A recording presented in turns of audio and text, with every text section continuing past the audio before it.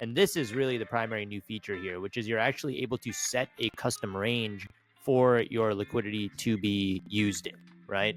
So you can, it says here, it goes in 1% kind of clips. So you can go like up and down. That means that my liquidity that I'm depositing into this pool will only be used if Ethereum is in that price range. Hello, everyone, and welcome back to another episode of WagMe TV. Today, we have another awesome episode for you. We're going to go back and we're going to cover some of the most important updates over the last week with Aerodrome.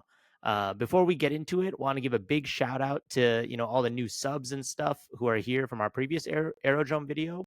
We'll have that linked in the description below, so you guys can go back and look at that if you're curious. And now we're going to get right into it. So bunch of super interesting upgrades here on the Aerodrome protocol that we're super bullish on over the last week. So I'm going to pass it to Ev, and we're going to hop right into it. Yeah, so we said, we covered Aerodrome last week, and in that video we mentioned the Slipstream upgrade, but it actually went into effect around Wednesday or Thursday of last week. And so what we saw was new pools being created with their new feature around concentrated liquidity. And this is actually a fork of Uniswap v3. It's what's made Uniswap v3 so effective, is that essentially what you're going to be able to get out of this is you're going to be more capital efficient with the liquidity that you provide. You're not going to see a ton of impermanent loss when the token that your liquidity providing for drops down significantly. Here, it's going to actually go out of range. Your capital is not going to be used, and you're going to be saved from a lot of that impermanent loss that you might see. So let's go into the wrapped, just like one of your blue chip pools, like wrapped ETH and USDC, and let's explore kind of like, if you are a liquidity provider, what you would need to do here, and kind of the customizability that you have with this new feature. So if you click on new deposit here, this is where you can start to add your liquidity in. And this is really the primary new feature here, which is you're actually able to set a custom range for your liquidity to be used in, right? So you can, it says here, it goes in 1% kind of clips. So you can go like up and down, and you can set your range. Now, let's say if I set the range here at like, this number between like, 2784 and 3100 ish, right? That means that my liquidity that I'm depositing into this pool will only be used if Ethereum is in that price range in relation to USDC.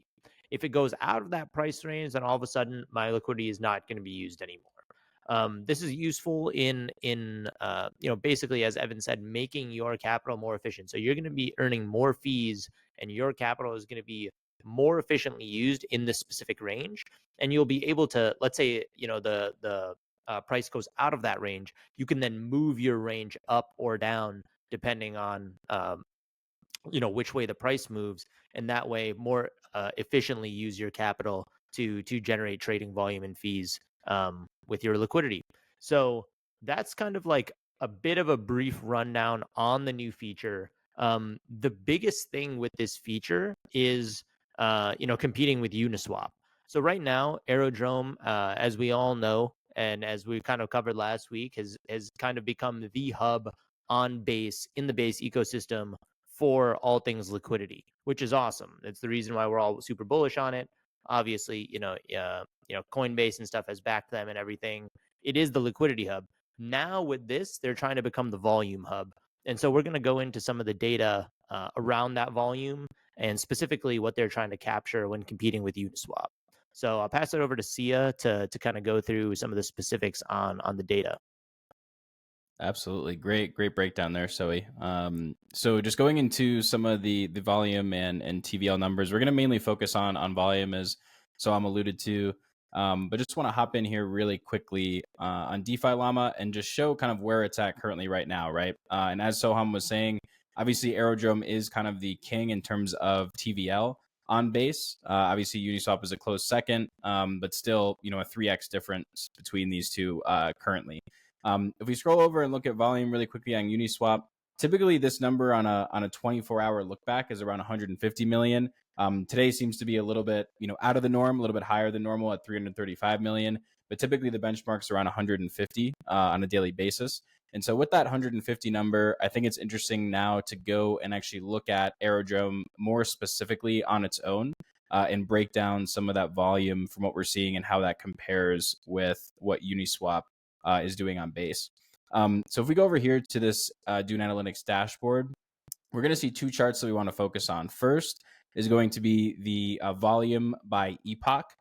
So an epoch is 7 days. So we're looking at these charts from a 7-day perspective.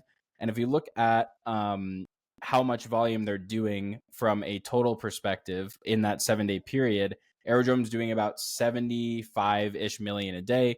So about half of what Uniswap is currently doing on a daily basis from an average perspective. But what's interesting about this chart is even though Slipstream's only been out for a brief period of time, already in this epoch, it's accounting for actually over a third of the volume that is coming through Aerodrome. So about 26 million in the last 7 days has actually come from Slipstream. So it's already a pretty quick uptake on the usage, which honestly is a great sign, especially in crypto where, it takes a little bit of time for people to kind of get into it and try something new and adopt a product in its entirety. So that's a really, really interesting development there, and still pretty close on volume for how new Aerodrome is, right? 75 million compared to 150 after not being out for really too long, where Uniswap's been out for years. One more thing I wanted to point out over here on the right-hand side, we're looking at swap fees. So you can already see the impact in the last 7-day epoch of Slipstream with swap fees, right? So immediately, we're still consistently doing more volume here, but the swap fees from, let's say, a similar volume epoch over here compared to the most recent epoch is drastically different. We're talking about, cutting it a third, just about, and with the same volume. So, like, Ev alluded to, and Soham alluded to, the capital is being used in a much more efficient way, and it's leading to lower fees and probably happier liquidity providers. So definitely really, really excited to see where this goes. Yeah, definitely. I mean, it's really a win-win for the entire ecosystem. Liquidity providers are happier because their capital is being more efficient, used more efficiently, and traders are really happy because they're incurring much less slippage. So overall, just kind of a win-win for everyone. We'll wrap it up with a little bit of TA on the chart. So Armada, take it away. Yeah, at the end of the day, I think it's something that we talk about all the time where crypto moves really fast. So if Aerodrome can pull more users, more developers, etc., onto their platform from Uniswap, they could really have a great future here. These are the same trend lines that we had actually looked at last week as well. The only difference is we've added another support line down here. As we can see, we broke down from that line we were talking about that we wanted to make sure that we didn't break down from. We saw pretty much a perfect retest of that line, and it rejected it and continued to move down. So it came down to that really key range of that 85-cent range, actually pierced it slightly. So really where we're looking at is trying to accumulate in this area, especially with things like Slipstream. We're going to obviously keep a pretty good look at the volumes and people coming into the space and everything like that. At the end of the day, it's all going to come down to what's going on with Bitcoin specifically as well. If we actually go to the 4-hour, it's a very interesting look at the RSI, which is essentially whether or not this was oversold or overbought. At this point, we are definitely in the oversold range. As you can see, it got a pretty awesome bounce here off of the lows. One little point of concern would be right here, we have higher highs in RSI and lower lows or lower highs in price, as you can see. And so that's typically a bearish sign. So what I would love to see is this to actually come back down to this 87-ish cent level, maybe make a double bottom, and then we could actually see some pretty significant upside from there. Again, barring what happens with Bitcoin specifically. But if we could get a nice little double bottom here, I mean, we definitely want to think about going up and retesting some of this support as our first resistance zone. So you're looking at about a 50% move at that point. And if it goes higher than there, you're looking at, upwards in the hundreds as well. So still a lot of room to run on that. And it really is going to depend on what happens with Bitcoin and how many folks are going in to utilize Slipstream. Awesome. Thanks for the TA rundown. Super good stuff. As always, make sure to like, comment, and subscribe down below. Shout out to everyone who commented on the last video. That was awesome. We love that stuff. And yeah, we're going to be here commenting and giving you guys updates on the latest with Aerodrome and everything going on in the base and crypto ecosystems. So make sure to like, comment, and subscribe down below, and we'll see you next time on WagMe TV.